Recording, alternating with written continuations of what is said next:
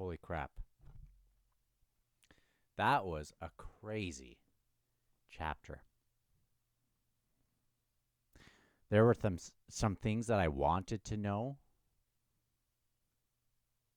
with Leoric, but it was bookended with some wild stuff. And I'll have whatever Haboric's having. This tea. It was only about 20 pages. I want to go into it since I just read it. It's fresh on my mind. You know, when I start to know that I'm really liking a series, it often has to do with the villains. It has to do also with not only books but also in movies, TV shows. When there's a villain that you really hate, that can make the series like in a good way, even though what they do is just holy smokes.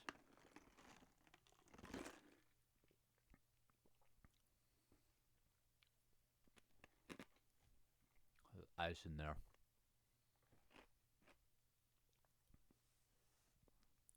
That chapter was crazy. That chapter was crazy. I want to go to this epigraph. Chapter 13. This is on page 572. This is a preliminary analysis of the Warrens. Some things are starting to kind of come into place, I think. It says, it is not unusual to see the Warrens of Mianus and Rashan, these are dark and the path of dark and the path of shadow, I believe, as the closest kin. Which makes sense. Yet, are not the games of illusion the shadow games of light? At some point, therefore, the notion of distinction between the Warrens ceases to have meaning. Mianus, Rashan, and Tyr, or Tyre. But it's not spelled like Tyre, the city. Only the most fanatic of practitioners among these Warrens would object to this. The aspect of all three share an ambivalence. Their games, the games of ambiguity, all is deceit, all is deception. Among them, nothing at all, as it seems. The way I see it, the way I understand it right at this moment, even though, I bounce around, and I'm starting to kind of see more of a web. Dark on one side, light on the other side, cold and fire.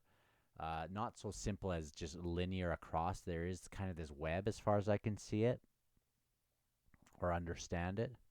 But it seems like it was just dark and light and gray at the start, according to some of their history, right? And then it is these, we have blue. We have blue people. It's these in-laws of the Warrens. These Hughes. Man. So wild. Okay. So, this chapter, I'm going to breeze through some things because I want to get to just these main things.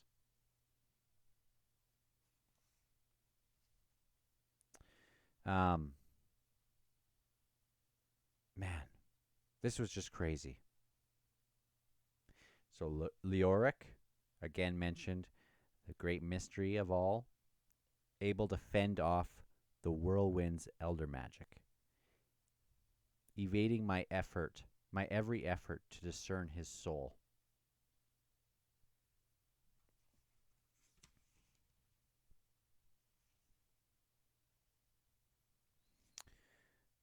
Habor can tell the Shaykh that Leoric is not his enemy. We find that the whirlwind is the largest fragment of this shadow realm. Nascent is a fragment, you know. And then Bidithal wants to see himself as the high priest of it all, which would be majorly bad.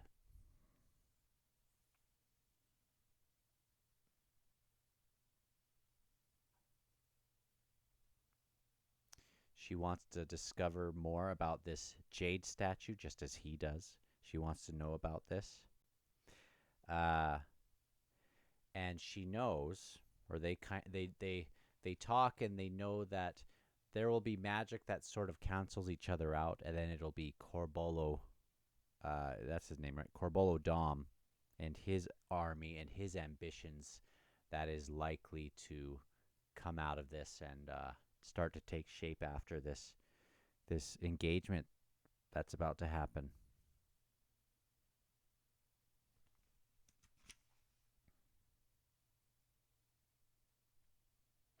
And there's no way to control this alien power of these jade statues. Perhaps not yet, she replies. And then she says that, every time you have this tea, you go deeper and deeper, getting closer to this knowledge. And, she brought that up, and now that he looks at this tea, it's almost like this tea is getting him super high, as if he's like addicted to it, and now he feels like he's just chained there, like everyone else that's been used. Just crazy. All right. Then we have Silgar.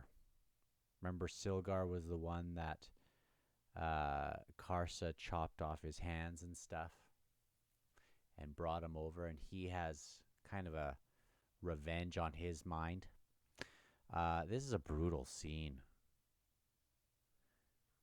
Karsa, one of his favorite people, favorite little friends, probably the worst person that they could choose to victimize is Felice the Younger. And so he brings her over to this place where she thinks someone else is going to be. Then Bidithal is there. And it doesn't go into gruesome details where we see what's happening, but Steven Erikson is so good at just implying things, and you kind of fill in the awful blanks. This is terrible. As a dad with girls, I mean, you wouldn't even have to be a dad with girls to feel this. Or a mom. All that they could hear, there was weeping now. Despair's own laughter. Those racking heaves. And then this Silgar slithers back into the night. As if, and he sounds there's this sound that's reminiscent of chains. This is brutal.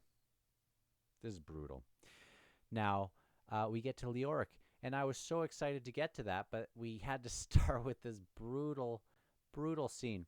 And to be honest with you, I had plans for kind of this parody video that I was going to do if something got really bad in this book, and I can't do it. I can't do it with this scene. I'll just look like the worst person in the world, and it wouldn't be it wouldn't be funny. It's just awful. I didn't expect it to go. I mean, I kind of expected this to happen, but yeah, brutal. I didn't expect. Yeah, I wasn't expecting to do a parody if this happened. I thought maybe something else awful. Whew. Okay, so Leoric, we get the big reveal that he is the son of Osric. Osric, is that his name? Who is sleeping, who is lost. And the Leomen don't even know it. And I should have mentioned in the other thing, a part of what scared Trull is that they were drawing this power, thinking they were drawing it from Osric, but it was somebody else. And it sounds like perhaps this bird companion of Leoric was the one who's kind of either pretending to be Osric, kind of giving off that power somehow, or or maybe it's someone else. But while he's there, he's kind of tricking the people there into thinking that that's Osric. But this is Osric's. I can't believe Leoric is one of these people, and they didn't even know. He's able to kind of disguise himself in that way, because aren't they kind of luminescent white?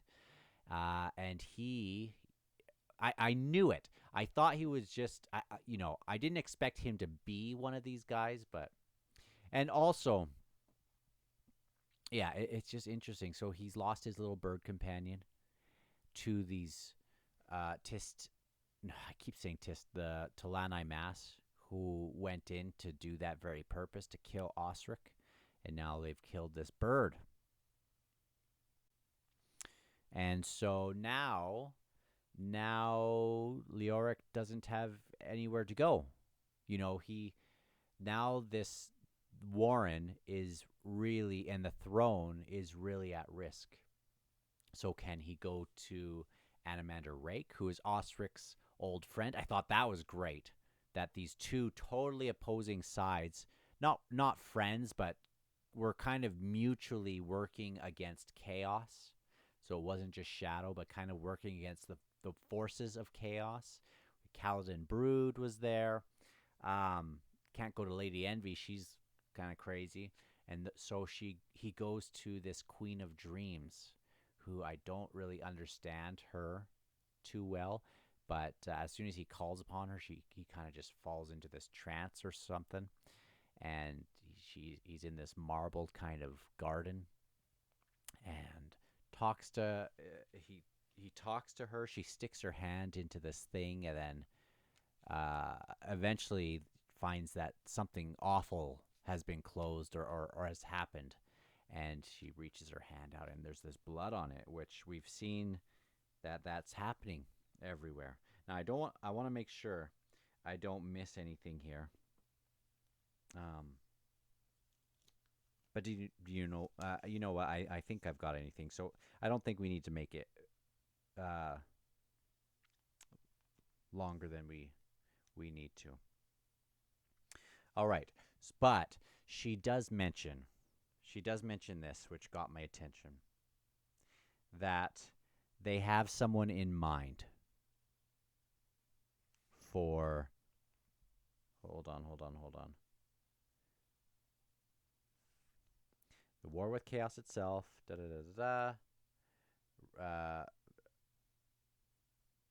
You will not help that. I did not say that. We waited. She continued holding her hand beneath the pool's blasted surface, and yet to lift her head and meet his eyes. This will take some time, she murmured. The present vulnerability will exist in the interval. I have someone in mind, but the shaping towards the opportunity remains distant. Nor do I think my choice will please you. In the meantime, return to your realm. Yeah. So do I think, are they grooming Karsa for something? For this?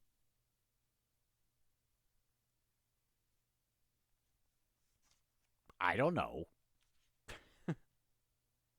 Okay.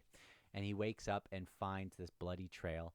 Sounds like Felice the Younger is going to the person that she trusts, trying to, and then tries to get to Karsa's temple.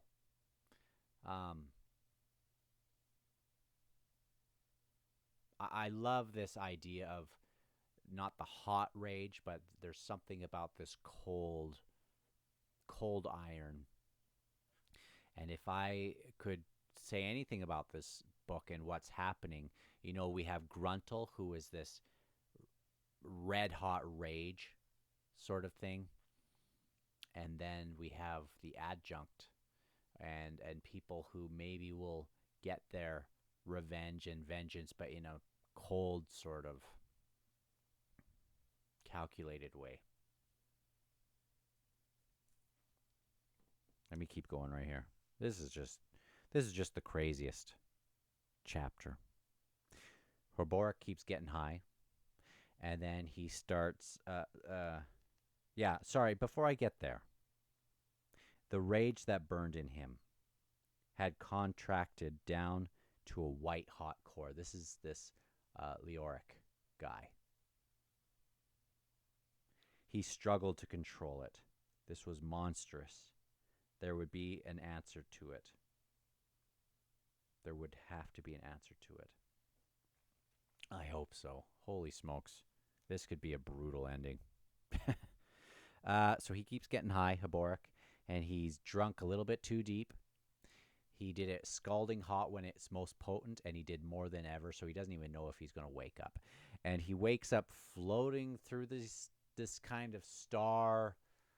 He's in space, basically, and he's contemplating that each star is like a sun. So he's kind of he's being like Carl Sagan in space.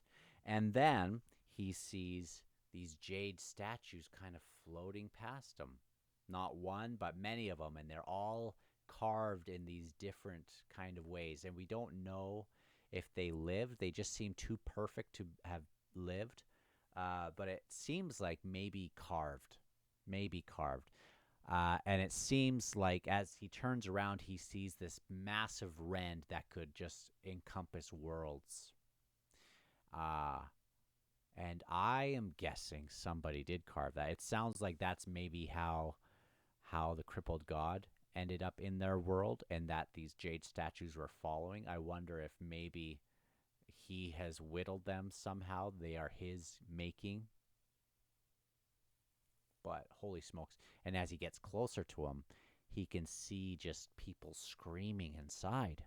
Just terror as they're floating towards this rend in the sky with these chaotic kind of tentacles coming out of it. This chapter, guys. And then, yeah, he gets in it, so he's kind of he gets a chance to be in it, and we're wondering, is he just super high? Is he just super high? Was Steven Erikson super high when he wrote this part? What's going on? This finger comes to crush him, and then suddenly he's like inside of it with all these other people. And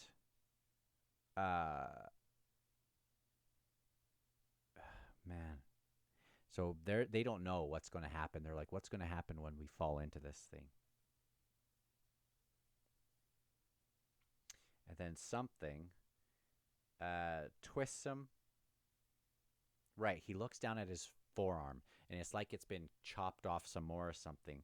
But a god has taken them, his wrist in hand. And then the world's turned red, the red of blood. Something tugged on his arms hard once or twice. Bork opens his eyes, and he knows that a god has found him, has claimed him. And we've been waiting for this.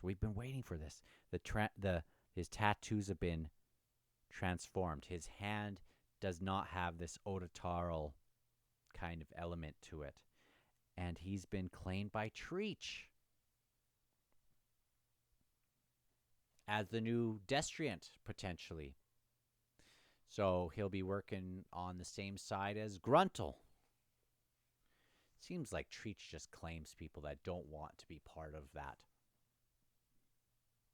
Don't like Treach. But, man, he makes you...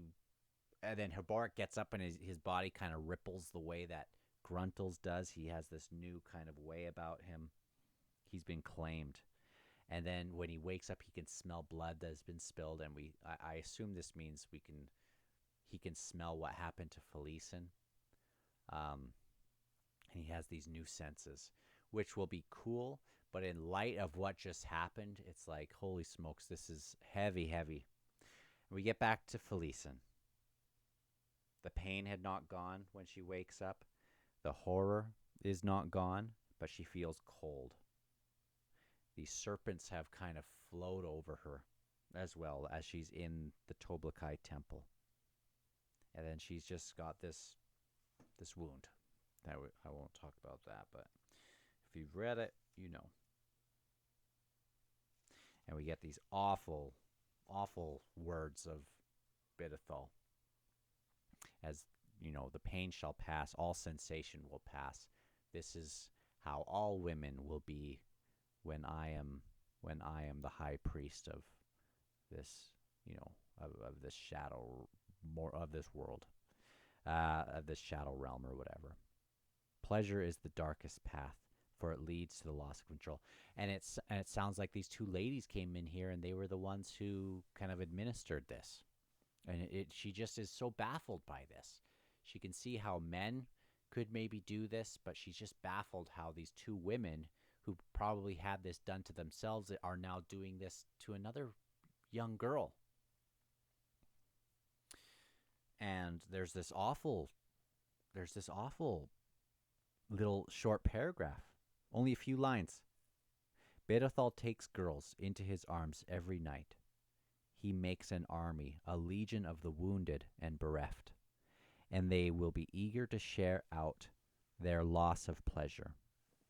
They are human, after all, and it is human nature to transform loss into a virtue. Isn't that so sad? So that it might be lived with, so that it might be justified. That's like the saddest thing I've read in these books so far.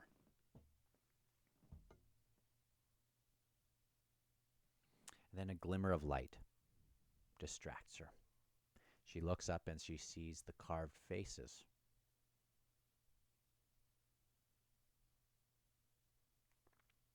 And behind each there is a presence. They say, we're just at the last page here. This is heavy stuff. I'm glad I just got it out now. I just read this. Welcome, broken one. Vengeance. I am named Barak. Vengeance, again, there's that word vengeance. Vengeance swarms about you with such power as to awaken us. You're no Tobakai god, she mutters. I don't want anything to do with you. Go away. You seek vengeance? Then you shall have it. The one who has damaged you would take the power of the desert goddess for himself. He would usurp the entire fragment of Warren and twist it unto his own nightmare. A knife must be driven into his heart. Would it please you to be that knife? Serve us, and we in turn shall serve you. You know, Karsa knows that these guys aren't great to, he's not wanting to serve these people. And now Felicen the Younger, when Felicen is most vulnerable and angry, it's hard to know what it doesn't seem like these are the right people to go to. Man, I feel bad for this girl. We shall ensure that Berethal's death is in a manner to match his crimes, and that it shall be timely. I mean, it's hard to know. It's hard to know. And how am I to be that knife? Child, the god calmly replied, you already are. So I'm halfway through sub-book 3, and this one has been a roller coaster. There's been some stuff I've wanted to know, but this last chapter was brutal. It was brutal. But, I mean, that's the sign of a good book sometimes, when it can elicit this kind of low, and hopefully, what a series. What a series, and what a chapter. So, I will see you on the next one, and we'll see where it goes. But this has been quite the setup for this end of the book, wherever that's going. Looking so forward to that. Hopefully there's a little bit of justice and a little bit of mercy in some instances that we need. We're hoping for that, I think. I'm still hoping for people to make good decisions. Hoping for a little bit of vengeance, if I'm honest. But hoping that people still don't don't seek vengeance in exchange for something that will just tighten the chains around them. You know what I mean? The themes have been great in this book. Yeah. So I'll see you on the next one.